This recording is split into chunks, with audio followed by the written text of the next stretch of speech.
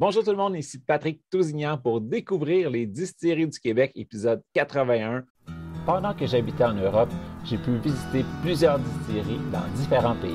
J'ai goûté de merveilleux produits issus de savoir-faire ancestral. À mon retour au pays en 2006, on comptait sur les doigts d'une main les distilleries québécoises. Heureusement, les lois ont changé et maintenant, des dizaines de passionnés peuvent nous inventer les alcools du terroir. Je suis Patrick Tousignan et je vous invite avec moi à découvrir les distilleries du Québec. Aujourd'hui, on retourne aux portes de la Gaspésie rejoindre David Soucy. Salut David, ça va bien? Bonjour Patrick, ça va bien, très bien toi? Ben oui. Là, à mesure qu'on va parler, on va réentendre ton bel accent. Oui. Fait que ça, on se parle aujourd'hui, c'est parce que au courant de la semaine ou la semaine passée, un beau lancement, ta nouvelle vodka. Avant qu'on rentre dans le vif de la vodka, on va reculer un petit peu en arrière. Tu nous as sorti le Gin Mugo, qui a été pas mal ton premier produit. Après ça, mais là, on a eu ton alcool métissé. Oui. On a eu le rhum nordique qui est enfin arrivé en tablette. Assez limité, mais on en a de temps en temps. C'est ça. Et puis là, le Frima, la vodka à l'argousier. C'est une belle histoire, Frima, justement, comme on va pouvoir en jaser de ça au courant de l'entrevue, parce que ça tombe pas du ciel l'idée de se dire qu'on fait un produit. Chez nous, tout est réfléchi tout le temps, puis on s'assure, puis c'est vraiment par passion on fait des trucs, puis c'est pas pour rien qu'on a utilisé l'argousier justement à l'intérieur de ça. Je trouve que c'est un beau clin d'œil au Québec, fait qu'on va pouvoir en jaser. Distillerie métisse, tu es juste au bout de la métisse. Dans ton mugo, tu utilisais déjà l'argousier comme agrume. Donc, les contacts étaient déjà créés. Là, j'ai hâte d'apprendre comment le projet de Frima est arrivé. Fait que je t'écoute. Oui, mais dans le fond, première des choses, pour ceux qui le savent ou qui ne le savent pas, de l'argousier, c'est un beau fruit qui est originaire normalement de la Russie ou de l'Europe de l'Est, puis qui a été implanté en culture au Québec. Je ne veux pas dire exactement de date, mais entre 95 et 2000. Mais beaucoup d'agriculteurs pourraient dire probablement autrement, mais c'est pas mal dans ces années-là que les cultures ont eu lieu. Puis, c'est un beau petit fruit qui va donner un côté acidulé, qui va avoir un beau côté fruité aussi. Puis, il y a plusieurs variétés à l'intérieur de ça. Puis, aujourd'hui, on a des variétés qui vont être utilisées beaucoup plus en cuisine gastronomique, qui vont arriver avec des belles petites purées, avec un côté plus bonbon, là, un beau fruit très bonbon. Puis, tu as des variétés anciennes qui, elles, vont être plus acidulées. Puis nous, on a fait des essais, comme on parlait tantôt, avec Mugo, pour une variété bien précise qui faisait que selon la façon qu'on le travaillait, on arrivait vraiment avec des saveurs fruitées, puis ça donnait vraiment quelque chose d'explosif qu'on trouvait super intéressant à travailler avec.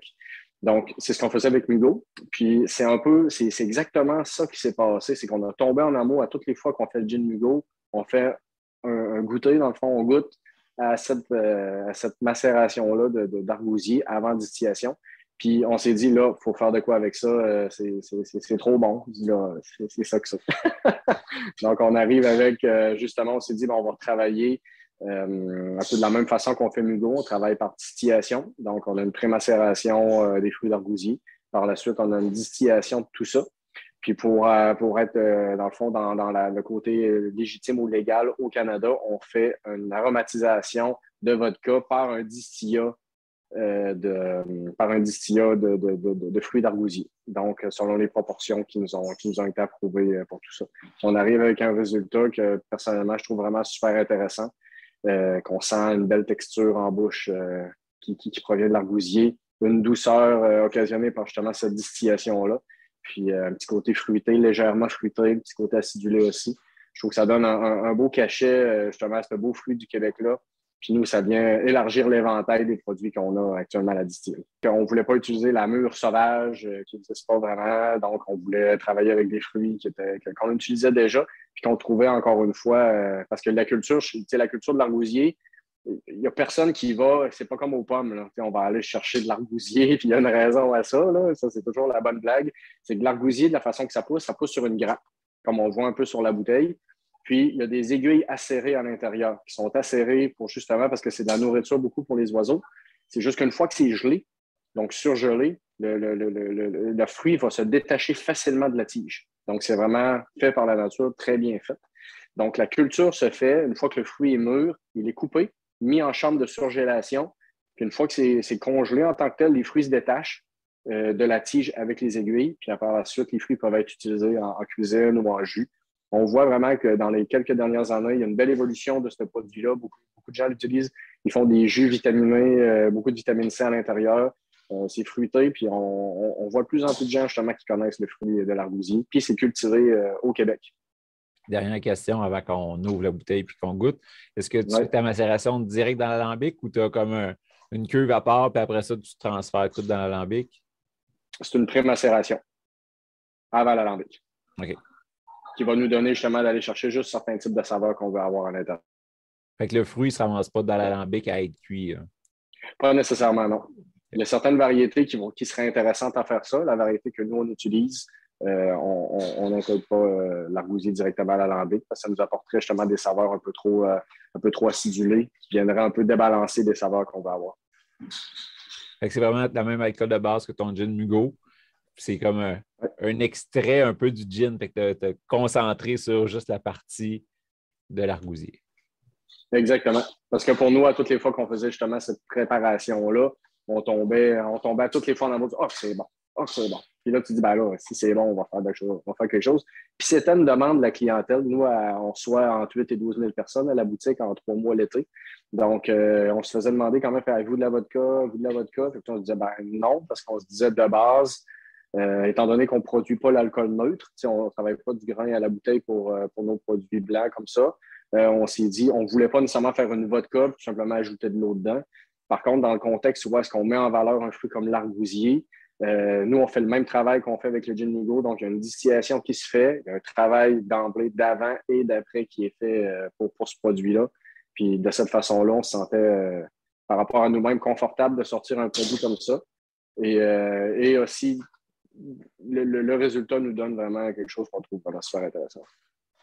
Puis au moment où tu as dit OK, on fait un produit, tu es allé plus du côté vodka à cause de la demande ou l'idée de peut-être faire une liqueur à l'argousier te passe par la tête? Le côté vodka, dans le fond, la liqueur l'argousier fait beaucoup de dépôts à l'intérieur de façon très naturelle. Donc, on ne voulait pas faire des produits qui n'étaient pas nécessairement qui arrivaient vraiment avec énormément de dépôts en bouteille. Puis, le type d'argousier qu'on utilise, nous autres, l'intérieur du fruit, justement, est plus acidulé. La variété est plus acidulée et non fruitée. Donc, en faisant une liqueur, on aurait eu plusieurs choses qui n'auraient pas marché dans l'équation, si on peut dire. Donc, le côté vodka faisait en sorte qu'on diversifiait nos produits sans dénaturer notre façon d'être chez nous, de façon transparente avec notre clientèle, de faire en sorte que d'utiliser justement qu'est-ce qu'il y a disponible dans notre coin de pays, puis de voir, ça allait avec nos valeurs, si on peut dire. Yes. On va goûter pur pour tout de suite. Puis après ça, oui. On va aller. Je fais ça avec toi, là. On va aller essayer des trucs que tu as développés à Londres. Et au nez, comme je te dis, c'est pas quelque chose que je connaissais, l'argousier, mais au nez, pour tout de suite, je le sens pas beaucoup. C'est ça. C'est assez léger. C'est comme on travaille justement avec une matière première, parce qu'en passant, le processus qu'on a développé d'une densification produite par la distillation pour ensuite aromatiser le vodka, c'est pas quelque chose qui était fréquent. Nous, avec la Régie des alcools, on a fallu faire approuver ce processus-là, parce qu'habituellement, une vodka aromatisée, ce que c'est du vodka qu'on va aromatiser. Donc, on va utiliser soit des essences ou autre chose. Souvent, c'est le cas. Puis, tu vas avoir, exemple, un produit aromatisé à la mûre, à la framboise rose, noire, jaune, toutes ces couleurs-là. Sauf que ce produit-là ne provient pas nécessairement d'un produit naturel qui vient de ça. C'est la raison pour laquelle ça a été beaucoup plus long, parce qu'on a eu quasiment des délais de 8 mois supplémentaires, occasionnés parce que notre processus était différent de ce qui se faisait habituellement pour la sortie de notre produit. Donc, c'est ce qui s'est passé. Donc, on va arriver vraiment avec une extraction par l'alambic. C'est ça qu'on va voir. Donc, au nez, on va sentir un côté légèrement fruité que tu vas avoir. C'est encore des bases, ça reste une vodka. Dans le fond, c'est pas un gin, c'est pas une base de génévrier, c'est pas extra puissant. Ce que vous allez sentir, c'est vraiment une vodka dans laquelle on a fait une aromatisation de l'argousier. Puis là, je suis en train de la réchauffer dans mes mains, puis là, ça sent plus le fruit. C'est ça. C'est ça. Oui, ça rajoute une belle plus-value à juste vodka aussi. C'est ça. Dans le fond, le côté fruité, va juste trouver, c'est légèrement fruité. Étant donné que c'est là qu'on se rend compte vraiment que le processus qu'on utilise actuellement va aller chercher, oui, les huiles qui sont présentes à l'intérieur, la texture en bouche va être différente, mais que tu vois que tu ne peux pas faire exploser. Parce que dans une distillation, on va utiliser au-dessus de 40 kg. Donc, on a près de 100 livres d'argousier dans notre alambic qu'on va travailler avec. Puis malgré tout, on n'est pas à quelque chose qui est extra puissant. Donc, lorsque vous avez une distillation de produits justement qui est fait, c'est normal de ne pas avoir justement une explosion. Puis souvent, ben, ça va donner l'idée que si c'est l'inverse, donc si c'est extra puissant, qu'il y a des ajouts qui sont faits suite à la distillation pour faire en sorte après ça que ça soit explosif en bouche. Nous, on arrive vraiment avec un produit que tu vas arriver en dégustation, tu vas le sentir, c'est léger, mais tout est là. Là, ça nous dévoilait ta proportion que tu mets de distillat dans l'alcool. Mais quand ton distillat, est-ce qu'il est beaucoup plus puissant que ça quand tu finis la distillation de la partie argousier macérée? Oui, dans le fond, il y a une partie, la partie va être plus puissante. Mais nous, avec les ratios, on était au maximum de ce que légalement on pouvait faire par rapport à ça, par rapport au concentré qu'on pouvait mettre pour aromatiser la vodka. Est-ce qu'après, ça n'était plus une vodka, c'est ça? Après ça, bon, ça ne devient plus une vodka aromatisée, ça devient un spiritueux name it. Dans le fond, ça devient. C'est la chose, dans le fond, que je trouvais un peu triste dans l'histoire, c'est que ça ne nous permettait pas, même si on partait d'une vodka puis on l'aromatisait, la législation canadienne faisait en sorte qu'on ne pouvait pas se permettre de faire quelque chose comme ça pour mettre en valeur un fruit du Québec. Puis justement, on a eu 8 mois de travail en aller-retour avec la CIA et la Régie pour pouvoir permettre finalement d'arriver avec un produit comme celui-là sur les bateaux.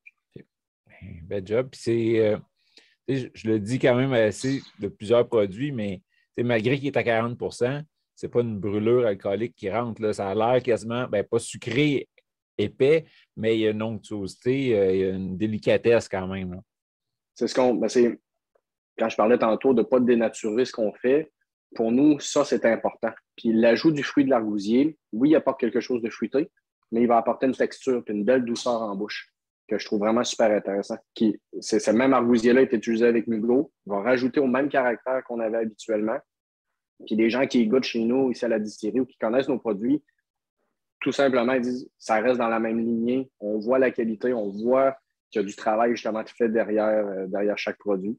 Puis c'est ce qui me rend fier à toutes les fois qu'on fait goûter ça aux gens, c'est qu'ils voient l'effort qui est fait justement pour garder ce bon niveau de qualité-là, puis de faire en sorte qu'on arrive avec un produit qui va plaire aux gens. Mission accomplie. Ça plaît, je suis sûr. Moi, ça me plaît, mais on va voir cet été. Parce que là, c'est ça. Ça, tu en as tout le temps en boutique, j'imagine. Oui, dans le fond, à la boutique à la distillerie, on a commencé la distribution dans les succursales de la SAQ la semaine passée. Donc, on voit que le produit commence à pousser. On va dire ça comme ça. Puis, chez nous, il y a eu un peu plus côté popularité cherché. On a eu le spectacle de Marc Dupré en fin de semaine, ici, samedi. Puis, bizarrement, cette vodka-là a été servie durant le spectacle. Puis, le lendemain, il y avait beaucoup moins de bouteilles à la succursale de Mont-Joli. C'est ça. Donc, ça a été plaisant. Une chose qui est le fun avec Frima, Patrick, justement, avec ça, moi, ce que j'ai trouvé le fun, on l'a testé. Parce qu'à la base, je n'étais pas un consommateur de vodka de façon très naturelle chez nous. Mais on trouvait que ce genre de produit-là était intéressant à faire. Donc, on s'est dit, on voyait souvent l'amateur de vodka intégrer sa vodka au congélateur pour faire en sorte, justement, de densifier tout ça, puis de voir un peu les saveurs. Puis ça, moi, je l'ai trouvé le fun avec Frima. Le côté fruité, justement, il prend de l'ampleur encore plus lorsqu'il est mis en surgélation. Ce qui est complètement l'inverse, exemple, du gin Mugo. Le gin Mugo, si tu le mets au congélateur, tu vas perdre des saveurs, justement, à l'intérieur de ça. Tu vas être mieux d'ajouter une glace pour rafraîchir ton verre que de faire l'inverse. Mais dans le cas de Frima, c'est le contraire. Tu peux intégrer au congélateur comme une vodka traditionnelle, puis ça va faire en sorte, justement, que ton côté fruité va ressortir un petit peu plus, puis tu vas avoir naturellement l'onctuosité ou le côté sirupeux de l'effet congélo qui va arriver aussi. OK. Fait que ça, c'est surtout pour ceux qui l'apprécient pur. Donc, il la garde au congélateur puis ça y rajoute un petit quelque chose. Fait que j'ai hâte de l'essayer. Puis, tu nous as sorti aussi d'autres façons de l'apprécier, mais ceux qui n'aiment pas nécessairement à 40 % d'alcool, qui veulent la diluer un peu, parce qu'on sait que quand on ajoute de l'eau, quelque chose comme ça dans un spiritueux, ça l'ouvre, donc ça libère les arômes un peu plus. Donc, je t'écoute. Ça serait quoi la première étape là, si on veut juste couper un peu notre 40 %? Moi, ce que je trouve le fun avec ça, c'est qu'on l'a testé avec diverses variétés de produits qui existent sur le marché. Puis on s'est rendu compte finalement que de l'eau, pétillante, sans saveur, fait en sorte d'ouvrir cette vodka-là. Donc, ce qu'on dit aux gens, c'est tout simplement intégrer un petit peu d'eau pétillante à l'intérieur. Puis pour ceux qui veulent avoir un petit côté sucré, parce que c'est le fun des fois d'avoir le petit côté sucré à l'intérieur du cocktail, ben, je vous dis, utilisez une boisson gazeuse à la lime et au citron, sans le nommer, exemple, un 7-Up ou un Sprite, qui va vous donner le petit côté sucré que vous avez besoin, puis vous le dosez, puis va juste bien accompagner le produit lors de la dégustation. Puis je vais vous proposer quelque chose tantôt aussi par rapport à ça, un beau cocktail un peu plus large qui provient de Justin Presso, qui est avec notre agence Les Insolites. Justin est déjà un barman d'expérience du passé, puis il nous a fait un French 75 à la vodka Frima, qui honnêtement, selon mon comparse Yann, est de toute beauté. Il a eu la chance de pouvoir la découvrir en fait. Ben, je vais goûter tout de suite avec une eau pétillante. Avec les proportions idéales, mettons, là, pour toi, c'est quoi, 1 pour 1 ou? J'irais, mettons, un once et demi de vodka. Allons-y, exemple, avec un once d'eau pétillante, puis te rajouter peut-être un quart d'once de 7-Up. Juste pour dire, tu vas couper en deux ta force d'alcool, tu vas encore avoir cet effet intéressant-là. Puis ça fait en sorte aussi que lorsque vous faites la dégustation, si pour vous, selon vos papiers, vous dites « Ah, il me semble qu'il manque un petit peu de sucré », tu peux encore ajouter un petit peu de boisson gazeuse. Sinon, tu te dis « Je peux étirer encore avec mon eau pétillante ». Dans le fond, c'est selon vos goûts, vous allez être en mesure, justement, une fois que votre mélange est fait, vous allez être en mesure de faire des petits ajouts supplémentaires. Mettez moins de boissons gazeuses à l'intérieur, puis au fil du temps, vous allez être capable, justement, de regager. Si c'est un cordon, c'est pas suffisant, vous y allez un petit peu plus à l'intérieur de votre verre, ce qui fait que ça ne dénaturera pas votre produit, votre cocktail. Je voulais goûter avec juste l'eau pétillante. Comme tu vois, là, au nez, on voit vraiment le côté arbousier. Là. Tu vas le sentir, il va venir vraiment explosif. Ouais, ça, parce que, ben, on est allés les deux avec la même sans s'en parler. Là. On est sur Montelier, sans arôme, sans rien, celui-là. Si on utilise un eau pétillante avec des arômes, ça se peut que ça clash un peu. Là. Fait qu'au nez, c'est ça qui est le fun. Tu le sens vraiment, oups, ça explose. Pourtant, on n'a pas ouvert beaucoup. Là. Moi, j'ai rajouté encore à un once et quart d'alcool. J'ai rajouté à peu près un quart d'once d'eau pétillante. Puis déjà là, il y a une expression qui se fait de la part de la vodka. Puis comme je disais tantôt, ceux qui sont moins habitués à un 40 d'alcool, si vous y goûtez à 40 avant, puis que là, vous faites juste dropper un petit peu, mais là, il n'y a plus de brûlure du tout. Ça descend tout seul, puis c'est traite. Là. Ben, c'est ça. Puis ça reste le cocktail le plus simple qui existe. Mais malgré tout, lorsqu'on le prend, on sent l'effet. On sent l'effet de la vodka. On sent l'effet de l'argousier qui est présent à l'intérieur. Puis c'est ça que j'ai trouvé vraiment le plus intéressant dans tout ça, c'est qu'on n'a pas besoin de rajouter beaucoup de produits à l'intérieur de la vodka pour faire en sorte qu'elle s'exprime vraiment super bien.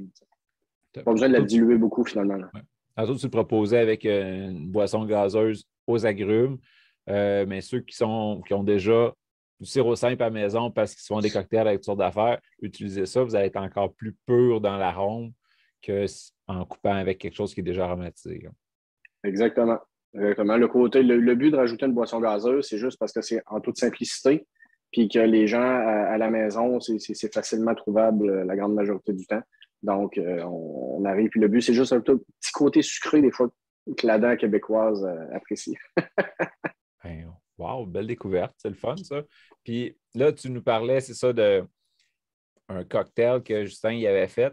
Est-ce que tu as les proportions, la recette proche? Oui. Pour la recette, ça s'appelle le Sans Souci. C'est un beau clin d'œil que notre ami Justin voulait faire à mon nom de famille. Donc, c'est 1 once de vodka. On arrive avec 1/2 once de liqueur de sureau, 1/2 once de jus de lime fraîchement pressé, 5 raisins verts pour la décoration. Et du vin mousseux. Donc, on arrive avec le côté pétillant qui arrive intéressant. On arrive, c'est festif l'été. Puis lorsqu'on arrive justement pour le temps des fêtes, la coupe qui est traditionnelle justement pour le côté festif, bien là, on arrive avec un cocktail. Ça divertit beaucoup nos gens qui sont autour de la table. Puis ça permet, c'est un beau talking piece, ce que j'appelle pour les gens d'être capable d'arriver avec un beau cocktail facile à faire, parce que c'est une des choses qui est importante chez nous à la distillerie. On ne veut pas des cocktails qui font en sorte qu'ils sont super compliqués, puis que ça décourage les gens qui ont trop d'ingrédients à l'intérieur, puis qui n'ont pas de plaisir finalement à le faire. Avec ça, on a quelques ingrédients, on intègre ça, puis un petit vin mousseux pour étirer tout ça, ça va être plaisant. Puis, petit truc, quand il fait chaud, faites congeler vos raisins la veille. Mettez ça dans votre verre gelé, et que ça garde le froid. Puis, même les croquer quand ils sont gelés, c'est bon, là, mais là, au moins, ça va garder votre cocktail un petit peu plus froid plus longtemps. Oui, puis la saison estivale, on est dedans où on arrive sous peu, donc c'est des cocktails parfaits pour ça. Puis, comme on disait, on arrive, ces recettes de cocktails-là, le Sans Souci va être présent aussi sur notre site web d'ici quelques semaines, donc pour les gens qui vont pouvoir s'y référer, avec des magnifiques photos faites par notre ami Justin. Puis tu parlais du temps des fêtes. J'imagine qu'on peut remplacer les raisins par des canneberges, des choses comme ça. Ça va faire encore plus Noël. Absolument. C'est ça qui est le plus beau plaisir là-dedans, puis ça donne de la belle coloration. Yes. Ben, super. Y a-t-il d'autres choses qui s'en viennent bientôt? Parce que là, ton nordique qui est sorti, mais on sait que tu es rendu avec un pas pire chef, puis il y a des choses qui vieillissent. Oui, dans le fond, c'est ça. Là, ce qui est le plus beau dans tout ça, c'est qu'on a, nous, en plus de faire le gin Mugo, la vodka Frima, et on fait du rhum aussi à la distillerie. Comme on parlait tantôt d'emblée, on a le spiritueux métissé, le métis, qu'on fait avec du bois du Québec. Avec la même base, on fait le rhum nordique qui est disponible en succursale, en petits lots, évidemment, parce que le travail puis la qualité prend du temps. Mais on prend le temps de laisser vieillir puis de faire en sorte que ça arrive exactement où est-ce qu'on veut. Aujourd'hui, on commence déjà des barriquets du 2 ans d'âge. Dans 10 ans, je vais dire, 2 ans, c'était peu. Mais aujourd'hui, on est quand même très content et très heureux de pouvoir faire la dégustation de ces produits-là.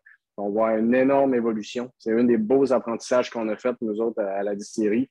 C'est qu'on se rend compte que le temps, parce que chacune des dégustations de chacun des barils est notée, ce qui fait qu'on est en mesure de voir l'évolution de nos barils au fil du temps. Donc, on commence déjà à faire des ajustements sur nos méthodes de distillation pour faire en sorte que dans 4 ans, on ait des produits de 2 ans qui vont être encore plus au top de ce qu'on peut s'attendre.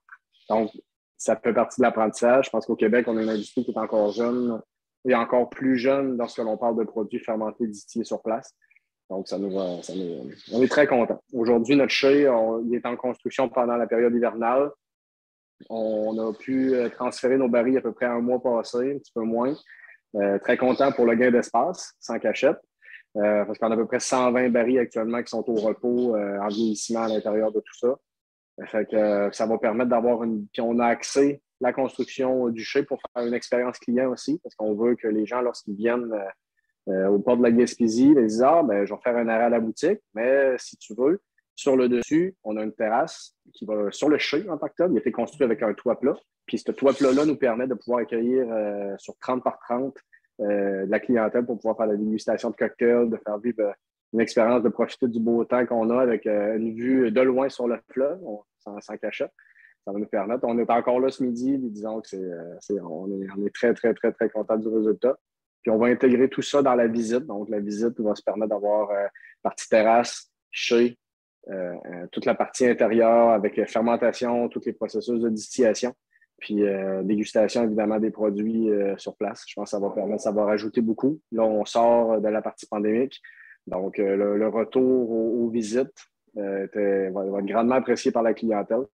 Puis nous, ça nous permet de continuer à faire la démonstration de ce qu'on aime le plus faire. Là. Yes. Puis, est-ce qu'on avait parlé de quel type de fût que tu utilises pour ton rhum nordique? Le nordique, dans le fond, on utilise des fûts de Bourbon de deuxième usage en tant que tel. On arrive avec plusieurs maisons. Puis encore une fois, ça fait partie des trucs qu'on trouve super intéressants parce que chacune des maisons a sa signature, sa façon de travailler. Puis malgré tout, nous, ce qu'on fait, c'est qu'on fait toujours un assemblage selon les saveurs. Et c'est ça qui nous permet justement d'arriver avec le produit final. Donc, on fait un assemblage de 4 barils par lot. Puis cet assemblage-là, il fait vraiment dégustation de chaque baril, puis sélection des barils, assemblage, puis ensuite préparation pour la livraison vers la clientèle. Puis à date, tes lots, es-tu capable d'avoir une ligne directrice qui se ressemble beaucoup ou vraiment d'un lot à l'autre, il va y avoir une bonne variation à cause des barils? La ligne directrice est assez stable en tant que telle à l'intérieur de ça, sauf que les barils varient. C'est la chose qui m'a fait le plus, pas capoter, mais que j'ai trouvé le plus trippant là-dedans, c'est que d'un baril à l'autre, ça goûte jamais la même affaire. T'sais. À date, on a débarriqué probablement une trentaine de barils. J'ai jamais vécu encore la même expérience d'un baril à l'autre. C'est une expérience à chaque fois, ce qui fait qu'on essaie de faire représenter cette expérience pour que le client qui achète déjà son rhum nordique, qui lui l'apprécie, notre base reste la même. Donc, ça permet d'avoir cette espèce de belle ligne directrice-là. Mais ensuite, l'assemblage des barils à l'autre va faire avoir des variations en termes de saveur. Puis le vieillissement, évidemment, aussi va avoir cette même effet-là. Mais oui, d'une maison à l'autre, on voit des différences, mais l'assemblage va permettre d'aller chercher le meilleur de chacun. Là. Parce que là, si sur une tablette d'SAQ ou chez vous, je vois une bouteille de rhum nordique, il y a un numéro de l'eau, mais il n'y aura pas de « Ah, c'est rendu un 2 ans, c'est rendu un 3 ans, là, c'est encore le rhum nordique ». Oui, nous, l'objectif avec le rhum nordique, c'est de faire en sorte qu'à toutes les fois qu'on embouteille une bouteille de rhum nordique, c'est le meilleur assemblage qu'on avait à l'intérieur. Donc, l'objectif, c'est de progresser dans le temps puis de toujours faire en sorte que ce produit-là s'améliore.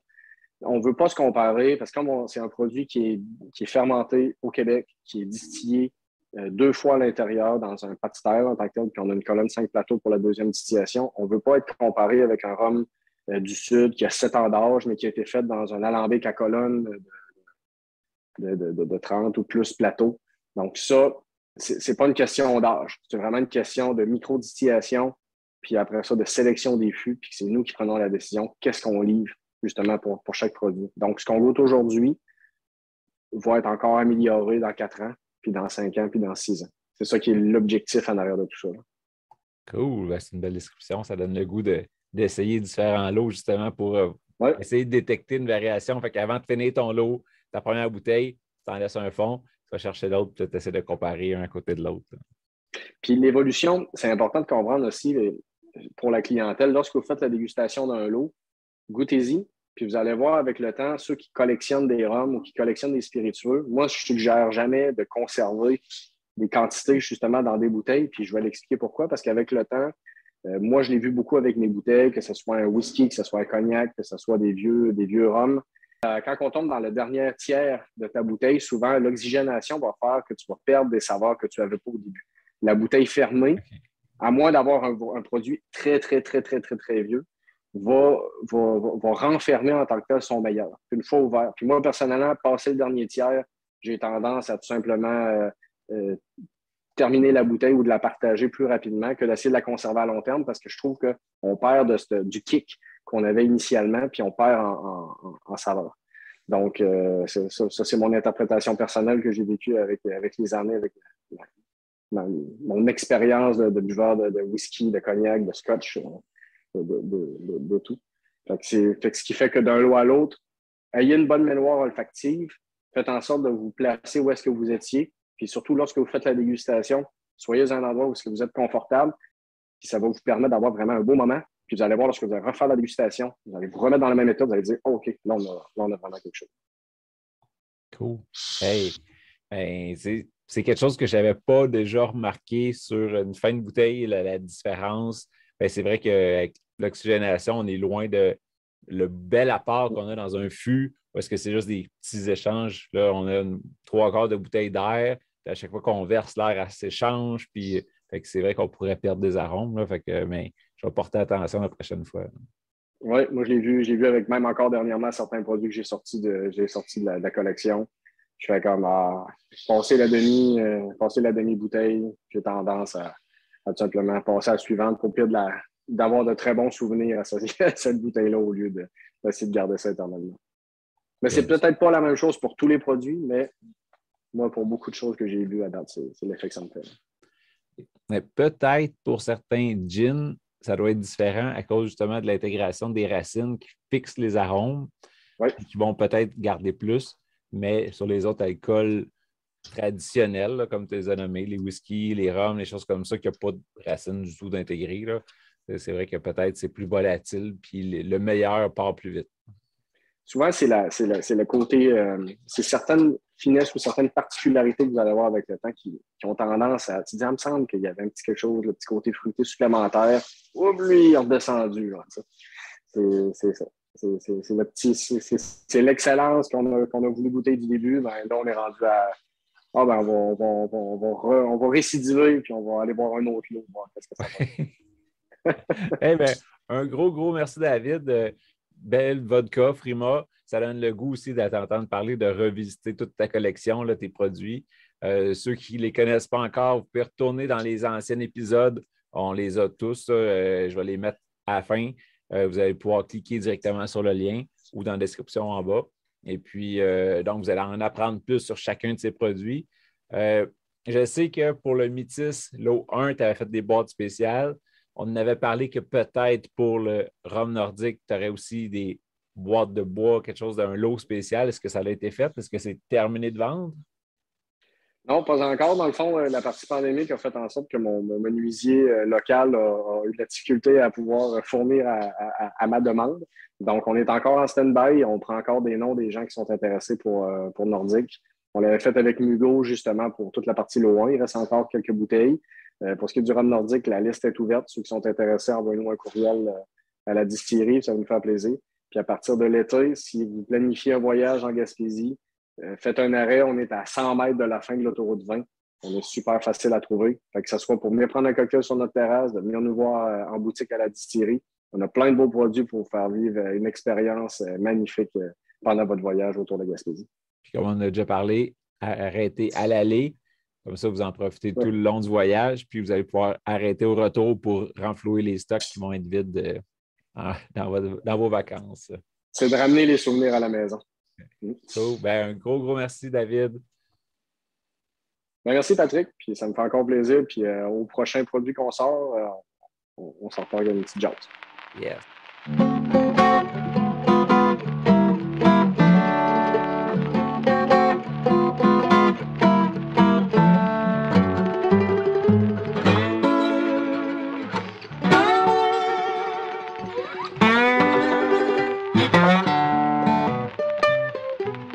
Laisse-moi te parler de mon partenaire, Nevu Matrix, la nouvelle matrice pour réussir ensemble. C'est grâce à eux si je peux vivre mon rêve de vous partager toutes ces belles aventures parmi les distilleries du Québec. Clique sur le lien en bas. Toi aussi, tu mérites de vivre ton rêve.